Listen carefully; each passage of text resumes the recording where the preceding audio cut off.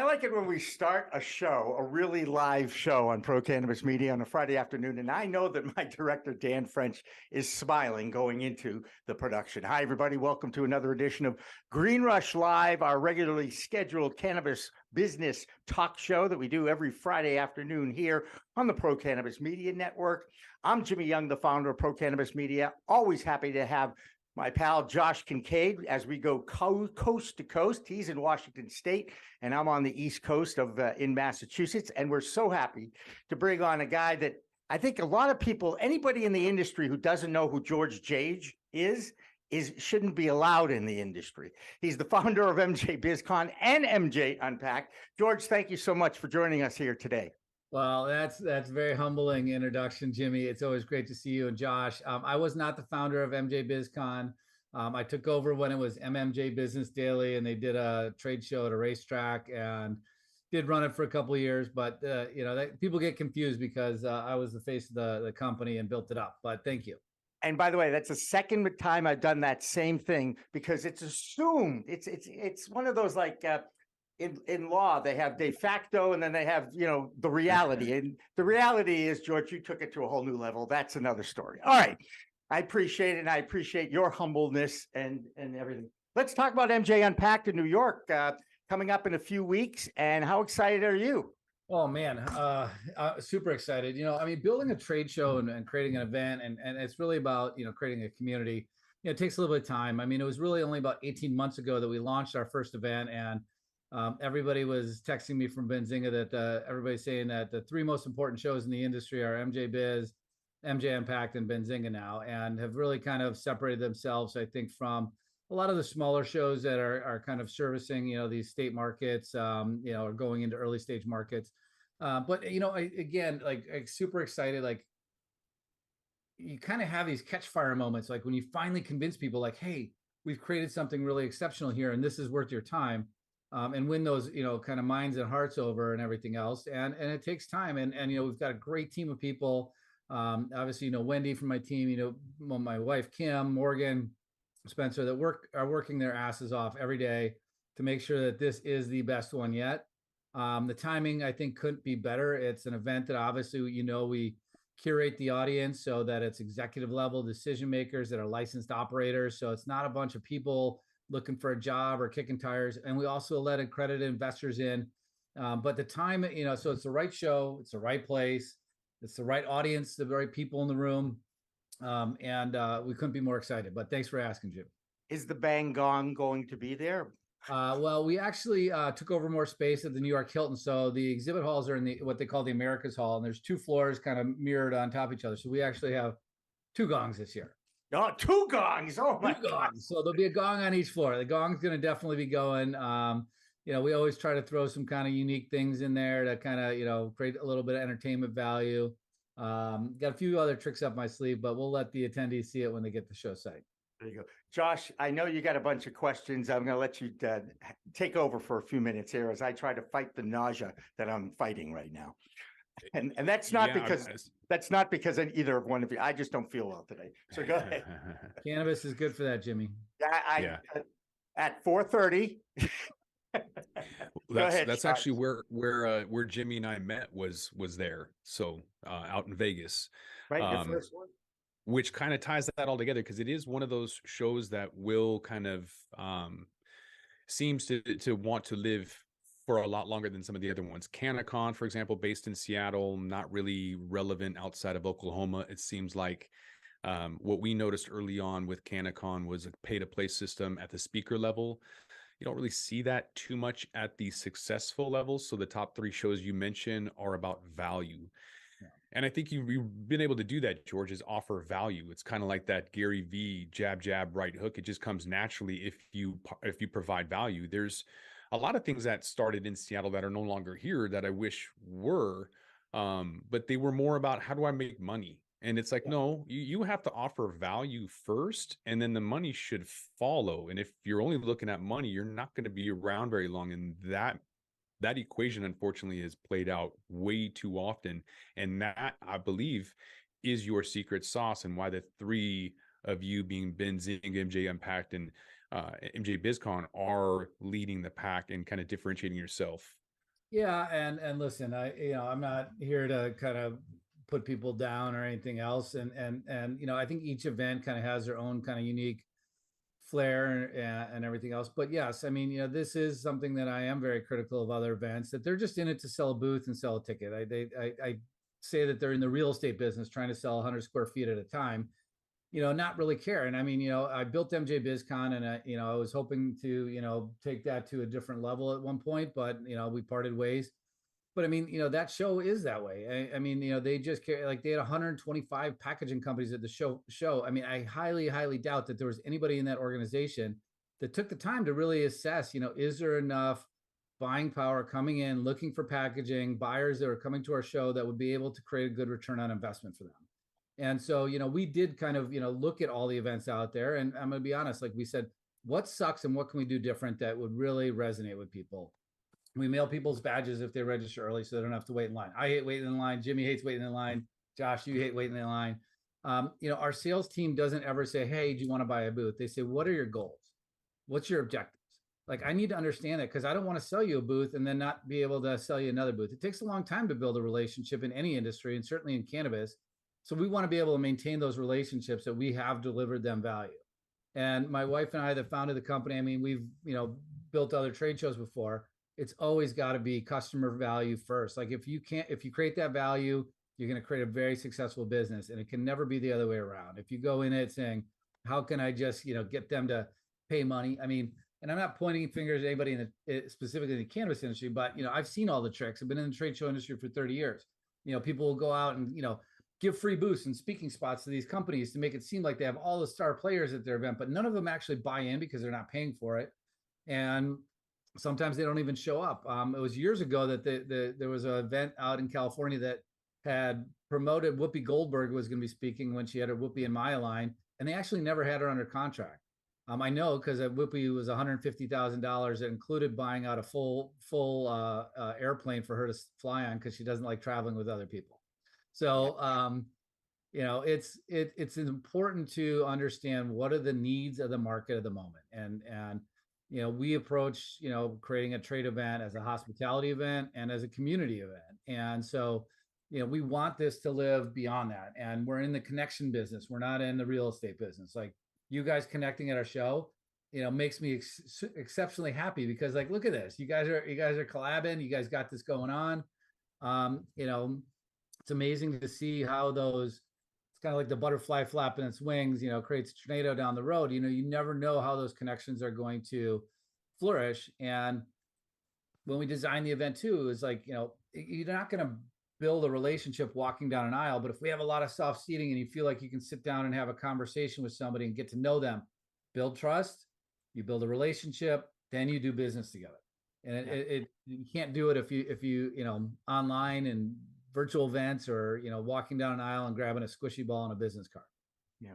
Hey, I do want to mention another trade show that is near and dear to my heart, because it's in my region of New England, and it's NECANN. Mark Shepard's done an amazing job over the years. Mark is a great organizer. I have a lot of respect for Mark. He and I are good friends. We talk often and chat shop, and he's really built a big event. I mean, he's like ourselves. We've gone out and done events that maybe haven't been as great as we want. Mark has that new NECANN in New England. It is the event for the New England market, period, hands down. Nobody can touch him. He's gone out to like Reno years ago and tried to do stuff in these other markets to kind of expand his business, and I know that's tough, because you got to start. You're really building another show, kind of like if you have a brand in Washington and you want to go open one up in Oregon, you got to start from the bottom and build that tower up.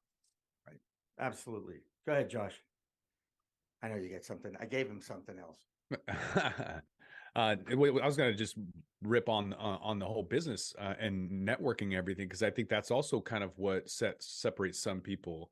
MJ BizCon, they have the high times party, and there's a lot of people, especially just after the last MJ BizCon, where a lot of people were putting out surveys asking, why do you go? And the majority of people are like, I go for the parties. Mm-hmm. So you're getting a totally different crowd than you would see at MJ Unpacked, who. But that goes back to the value comment you brought up before, right? Mm-hmm. Right. So you got to understand like the economics too of the industry and the psychology of the industry. So all of the supply chain purchasing decisions start at the apex of the ladder, which is the cultivators, the brands, and the retailers. Any of those companies that are exhibiting at the supply side shows like MJ BizCon need to have those people who are going to control the money being spent down into the ecosystem to create returns on investment. They lost control of their event in 2018. The parties, the suites, the private dinners became way more important. So the key decision makers go out to Vegas for MJ Biz, but they don't really go to the show anymore. And that's creating a decreasing return on investment for a lot of the companies that spend money with them, and they keep raising their prices. Yeah, well, they're in a business, and speaking of business, when I get out and I actually talk to people, interview people on this show, other shows, I always hear the same thing. People who know, there are people in the cannabis industry who know cannabis, and there are people in the cannabis industry that know business, but that cannabis business person is evolving. Now, George, Yes. you are one. I can tell you that. You're definitely one. How do you see the actual business? Because there's a lot of doom and gloom out there right now in the industry. Yeah. Well, fortunately or unfortunately, I've had experience going through this before. I mean, as far as me having that, cannabis business experience, I mean, that was when, pretty much from when I was like 15 to like 21, where I had my herbal distribution business. Right. I mean, it is important. I do see that kind of meritage where you need to bring together some people that understand it's not just the plant. You need to understand the science of the plant, but the culture of the community, right? And who are the customers, and why are people choosing this as a lifestyle choice or as a medical choice? And you do need somebody that knows how to run the business too, and keep the lights on. So it is important. I mean, it can be two different people that come together. I run a business with my wife. There's a great book called actually I just finished. It's called Rocket Fuel, and it talks about how you need to have. You don't want to marry somebody like yourself, and you don't want to go into business like somebody yourself. You're gonna be looking in the mirror, and you're gonna be in an echo chamber every day, right?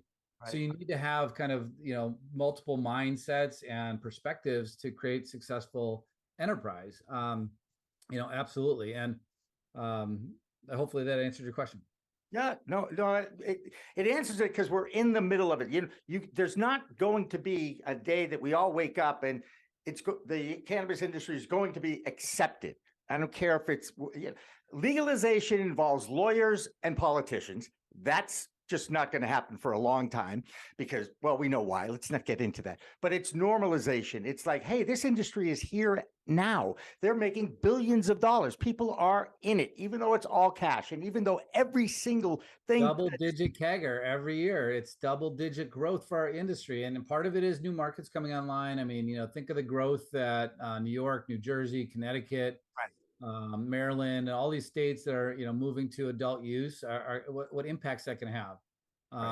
It is a fast growth industry, but I just had this conversation with an old friend. Actually, I'm just going to share a little story here real quick because it's important, personal to me. There's a guy in the trade show industry named Peter Nathan, and he was like the godfather of the trade show industry. He's been doing it for like 50 years. He did the first ever trade show in Libya, in Cuba. He's a legend, and he just passed away about a month ago. And he was always just, kind of like a very much of a business father figure to me. I just talked to his daughter last night, and she's thinking about getting back into the event space, maybe even the cannabis event space. And I explained to her, like, there's such a lack of access to capital in the industry. And she goes, I'm so surprised. I'm so surprised. Like, everybody's so excited about cannabis. It's growing all the time. Like, why is there this lack of access to capital? Right. And it really is a complete and abject failure of government, that they have, that we don't have access to safe banking, which creates a bullshit, perceived risk on these businesses. It's actually a public safety issue. People get shot here in Washington, Josh, as working a $15 an hour retail job. I mean, get the fuck out of our way, pardon my French, but, hopefully this is a R-rated show. But get the fuck out of our way and just get safe banking across the transom. Don't attach it to 20 other, social equity, provisions, expungement. Let's just get to safe banking because it is a critical, it's going to save lives, period. Right. Create some efficiency in the ecosystem, but it's going to also, increase the opportunity for investor confidence. And you'll see, major U.S. exchanges moving to start, listing. Maybe it's the New York Stock Exchange and the NASDAQ, but they're never going to do it if there's no safe banking. And we need institutional capital. We need private equity. We need the angel investors to see that we're just about to get there, so they start opening up their wallets and purse strings. And the venture funds, I don't know, they might have run their course in this industry because they made a lot of place bets early on. Very few of them have had round trips, for their investors. So they're very, strained to be able to raise more money. If they have any money, they're saving it to, support companies they've already invested in so that they don't go to zero. We're seeing it all over the place. And it's just, listen, we might see a couple MSOs, fail on their debt, default on their debt, and they're going to go down. Now, that doesn't mean that the industry is not healthy. It doesn't mean the industry is not growing. It might mean that something was mismanaged or over leveraged. And when something's over leveraged and the interest rates go up and capital dries up, you get yourself in a little bit of trouble. So anyway, sorry for the rant. I'm beside myself that we don't have, the industry leadership or, the government leadership to solve a very, very, very simple problem. Yeah. But doesn't that also provide some opportunities? Because there's a report out from Viridian Capital, right? So they came out and said that the capital raises dropped from 12 billion in 2021 to 4 billion in 2022. And so I'm thinking that with the lack of capital, that actually might create more opportunities for, just M&As, mergers, so that you might have two zombies like Hexo and Tilray holding each other up, and it's just a matter of time before they finally fall into their grave. But at least it does provide an opportunity to maybe breathe and live another day. Yeah, and I think this type of economic contraction. I mean, this is just how capital markets work and marketplaces work. There's going to be expansion and contraction. Agriculture is going to have droughts, and the price of bananas are going to go up. From time to time. This is, a lot of people have been saying this is like the .com bubble bursting in the late 90s. And it will eliminate, poorly managed, poorly capitalized companies. Companies that don't deliver value are going to probably really struggle. And I think that it also does create, kind of a pathway and a demand for collaborative work like you guys are doing, right? Media is tough. Events, publishing, podcasting, there's a lot of media content out there, and there's not a lot of advertisers. So you need to be best of class, and you'll survive and probably thrive. But if you're just kind of doing the same old and not innovating or collaborating or partnering or finding a way that 1 + 1 can equal 11, I think it's going to be a tough road, and we're probably 6 to 12 months before things start really turning. Man, that's actually great advice. Believe me, great insight on that. Now I got a question for you. And actually, Josh and I worked on this one together. Okay. And if you had to pick one of the big three conglomerate industries that are out there, you've got your alcohol, your pharma, and your big tobacco. Which one do you think will end up either operating in the cannabis space, or will it be a combination of all three? What's your feeling about that? Well, I listen, I'm not on the front lines of a lot of, what's happening on what is it, D Street or J Street with all the lobbyists in Washington. But, you have to believe that, it's in their advantage to have the industry strained and desperate, so that when they can move into the space on a federal legalization, it's, instead of paying $10 for something, they're paying $5. I think that pharma's got a pathway. I mean, in this space, my mother-in-law worked for Johnson & Johnson for decades, and so she lives out in Jersey and kind of that pharma kind of corridor out there. Pharmaceuticals tend to want to extract the intelligence and leave the wisdom. And so we find something that might be of medical benefit or value, and we want to isolate it, and we want to get it into a pill form, and then we want to make it so that it's not, somebody else can copy it. I mean, this is medicine that is available that we can grow in our backyard. I'm not pointing to my backyard. There are no marijuana plants in my backyard, officer. All right. So, and tobacco, I mean, listen, they've got the technology stacks, they've got the plans. And I think tobacco is probably going to be a stronger force coming to this industry for the sake that I think they're the weakest. They're most susceptible to, you know, continuing having challenges of finding and addicting new customers. And the alcohol industry, you know, I've good friends back in my home state of Wisconsin. Yeah, you know, you betcha that, you know, they're selling Delta 8 beverages all day long at their bar, and they're like, we're never going to get legal weed here because the tavern league is so strong, and we know that alcohol sales go down, you know, as soon as the legalization happens. So, you know, it's just, again, it's opposing forces. It's kind of like, you know, the privatizing prisons, again, one of the probably the worst ideas ever, but, you know, there's a lot of lobbyists that, you know, corporate lobbyists that can influence that to privatize prisons. And, you know, I think history will look back as that being one of the stupidest things that we've ever done, not to mention how over incarcerated our country is. But without going off on too much of a rabbit hole, I think that alcohol is probably best positioned. I think that tobacco is probably most motivated, and I think pharma is going to kind of take a little bit of a different path and probably try to fuck up something that nature made perfect to begin with. That's a great quote, by the way, George. That's a great quote. All right. You caught me on a Friday. It's been a long week. I'm just going to let it hang out today, Jimmy. No, I love that. And I appreciate you. I know you moved some things around so we could hang out and talk for a little bit, because I've always enjoyed our chats over the last few years. You used the word collaboration, and it is a word that this industry still struggles with. There is a lot of backstabbing. There's a lot of bullying going on in this industry. I'm talking basically in the Massachusetts area, just because these are the stories that I hear a lot of. Yes, there's some MSOs involved with that, but my point is, how is the industry going to survive if we get childish with our philosophies and we start to backbite and bully others that are in it for the reason that you just said? This is a medicine. You want to help people. There are a lot of people out there in this industry who just want to help people feel better. Yeah. You know, I mean, listen, and Josh, you've been around a long time. I mean, there's a lot of backstabbing and you know, ankle biting that goes on in the industry. You know, some people like MSOs are the devil.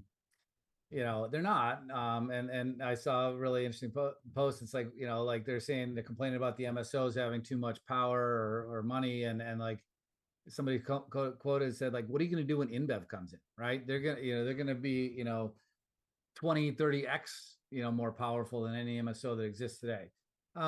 Yeah, I mean, listen, I mean, maybe we all just need to have a group therapy session and smoke some weed and talk about how we're going to get along better. Exactly. You know, I mean, it kind of has that effect on people, right? Like, you go out and get drunk, you want to fight, and when you smoke a joint, you want to love. Right.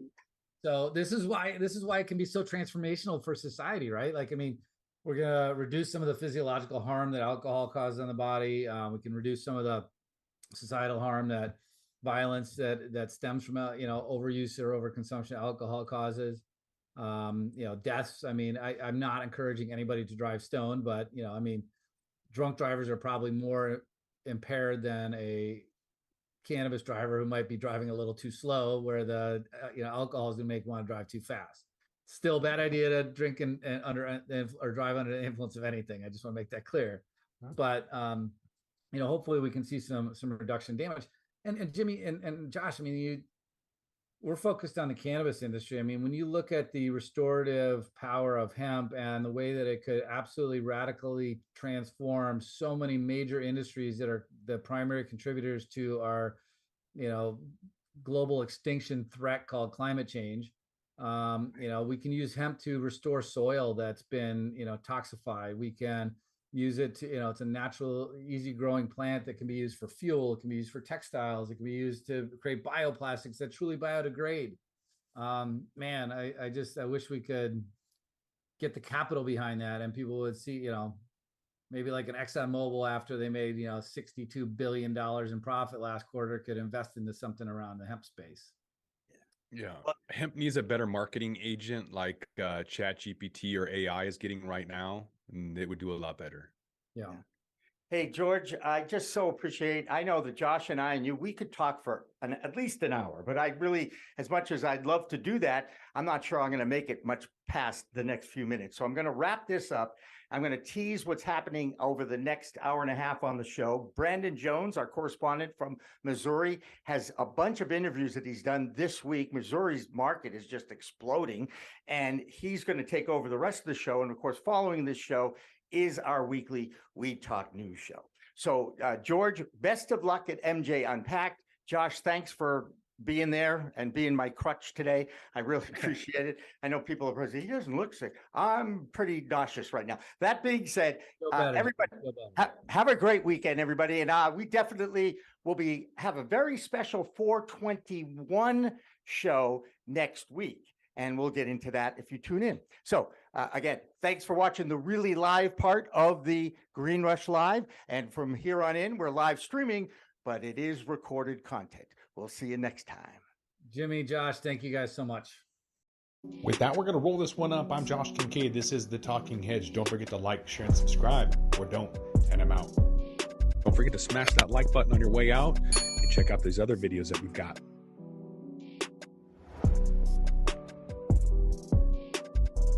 Thanks for listening to today's show. To check out more great cannabis podcasts, go to podconnects.com.